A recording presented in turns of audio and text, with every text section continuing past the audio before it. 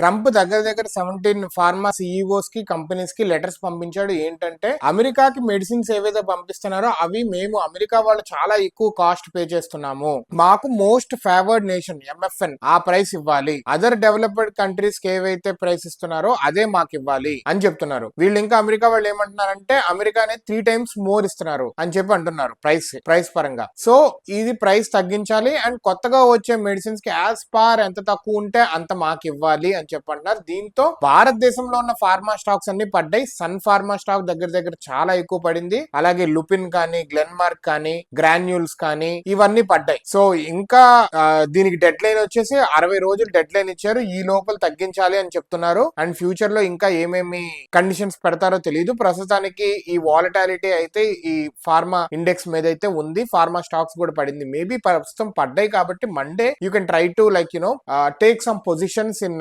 బాగా ఎక్కువ పడ్డ స్ట్రాంగ్ స్టాక్స్ లో మనం తీసుకోవచ్చు పొజిషన్స్. ఇది కూడా ఆలోచించండి పొజిషన్స్ తీసుకుంటానికి స్టాక్స్ పరంగా. ట్రంప్ అయితే ఇట్లాగా అన్నాడు. ప్రస్తుతానికి ఫార్మా ఇండస్ట్రీ మీద ఒక బాంబు వదిలేడు. మళ్ళీ బేసికల్ వీడు చేస్తుంది అమెరికాకు ఒక రకంగా మంచిది, బట్ మిగతా దేశాలు మనలాంటి దేశాలకు పెద్ద నష్టమే కదా. వాళ్ళకేమో తక్కువ అమ్మాలి, మనకు వచ్చేసేమో టారిఫ్స్ వేస్తాడంట. చూస్తున్నారు కొన్ని దేశాలు కలుస్తాయి, చాలా స్ట్రాంగ్ గా ఇస్తాయి అమెరికాకి.